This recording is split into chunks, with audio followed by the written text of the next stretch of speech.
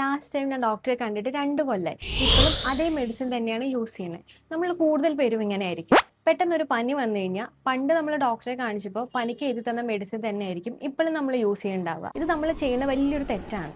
Self medication എപ്പോഴും നമ്മുടെ ബോഡിക്ക് ഹാമേ ചെയ്യാറുള്ളൂ. നിങ്ങളുടെ ബോഡി ഫിസിയോളജിയിൽ ചേഞ്ച് വന്നിട്ടുണ്ടാവും. വെയിറ്റ് ഗെയിൻ അല്ലെങ്കിൽ വെയിറ്റ് ലോസ് ചേഞ്ചസ് വരാം.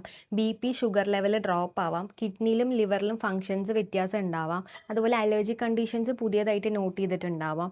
സിംറ്റം സെയിം ആണെന്ന് തോന്നിയാലും ഡിസീസ് കണ്ടീഷൻ സെയിം ആവണമെന്നില്ല. എക്സാമ്പിളായിട്ട് പണ്ട് ഹെഡേക്ക് വന്നപ്പോൾ ഡോക്ടറെ അടുത്ത് പോയി. ഡോക്ടർ മൈഗ്രെയിൻ ആണെന്ന് ഡയഗ്നോസ് ചെയ്തിട്ട് മെഡിസിൻ തന്നു. ഇപ്പോഴും നമുക്ക് ഹെഡേക്ക് വന്നിട്ട് നമ്മൾ മൈഗ്രെയിൻ ആണെന്ന് പറഞ്ഞിട്ട് മെഡിസിൻ കഴിച്ചു കഴിഞ്ഞാൽ ചിലപ്പോൾ അത് വർക്ക് ആവണമെന്നില്ല. ഇപ്പോൾ ഹെഡേക്ക് വന്നതിൻ്റെ കാരണം ചിലപ്പോൾ ബി ഇഷ്യൂസ് ആവാം. പിന്നെ ആൻറ്റിബയോട്ടിക്സ് ഒക്കെ റെഗുലർ ആയിട്ട് യൂസ് ചെയ്യുന്നവർ ആൻറ്റിബയോട്ടിക് റെസിസ്റ്റൻസ് വരാം. അപ്പോൾ ഫ്യൂച്ചറിൽ നമ്മൾ ആ അസുഖത്തിന് തന്നെ മെഡിസിൻ കഴിച്ചു കഴിഞ്ഞാൽ ആ മെഡിസിൻ വർക്ക് ആവണമെന്നില്ല.